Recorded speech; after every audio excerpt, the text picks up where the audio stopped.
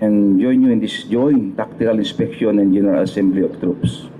I take my presence here as an opportunity to strengthen the partnership between the Philippine Police and your establishment in raising awareness and enhancing compliance in maintaining peace and security within our areas of responsibility. With this shared vision, I firmly believe that our collaboration will greatly benefit not only our respective organization, but most importantly, the clients and communities we serve. Pares po tayong trabaho, sirs and ma'am. Kaya every time na nagkakandak kami ng mga enhanced managing police operations, aside sa very clear na operations namin, we see to it na we have to maintain, we have to strengthen our strong collaborations with community and stakeholders. At isa po yun mga gwardiya. Yan po ay isang partnership namin sa crime prevention po namin. Kaya every time na nagkakandak po kami ng conference pagdating sa security ng komunidad, sinasama po namin ang gwardiya po. Because we do believe na may kanya-kanyang areas of ano po sila. Kaya nga, inutusan ko lagi ang mga chief of police ko, pag may mga malls, mga business establishment, see to it, you must engage the security officers. Because in the first place, sa kanila nanggagaling ang first responder. Pag may kung dahil ang pulis po, although kalat kami mga pulis, hindi po namin kayang bantayin lahat. No.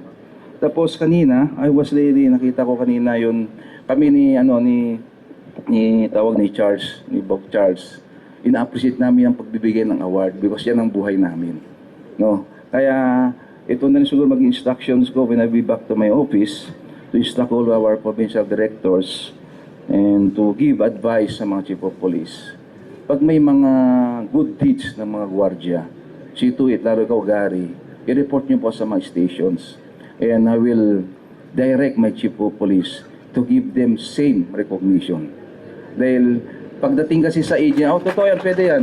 Alam nyo po kasi, katulad din natin yung mga yan kailangan natin yung mga awards because this will strengthen our work reputation Dahil dito magwardya kasi natin na to, ini-inspect ng mga pulis din. Under kayo ng sosya, under kayo sa amin, may sosya. Ang lalaki namang multa dyan We always treat our security guards as one of our first defense, as one of our first layer of defense against criminality po. No. So, henceforth, siguro alam nyo ang number ng chief of police natin. Yung security officers, that is the very basics there. Para magkaroon ng problema, tatawagan natin ang chief of police. Dahil most of the cases, although hindi namin nakikita ang loob ng mall, yung qualified theft kasi, meron tayong kasi pagdating sa theft meron kayong jurisdiction sa loob na hindi pwedeng titignan ng police. Di ba? Kung papasok pa kami sa loob for investigations, kung minsan, we have to make the obligation na magpaalam. No? So, don't worry po, sirs and ma'am. I will give the directive starting now na pag may mga goods deed, sabihin nyo sana, i-report sa mga police stations namin. And same, we will give them the recognition because they deserve it. No, they deserve it. So I'm honored to express my aspiration to support you in your cause to maintain, if not further improve, your services and the welfare of your personnel. Having said this, nais kong ipapatid na bukas ang aming tanggapan para sa inyo.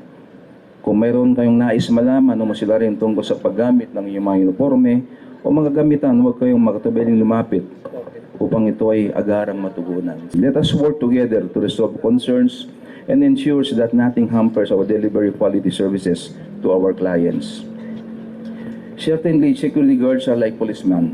Katulad din namin kayo na nagbabantay sa mga establishmento gaya ng mga paralan, ospital, mga malls, at iba pang mga buildings natin, private man at maging sa pag-aalay sa trapiko. Ang iba sa inyo ay nakaatas din sa malansangan, planta ng kuryente at mangminahan sa malalayong lugar. Tandaan nyo, kailangan kayo ng kapulisan, kailangan kayo ng komunidad. Ibig sabihin, kayo ay mahalagang kagabay sa pagpapatupad ng sa kampanya laban sa pinagbabawal na droga at kriminalidad.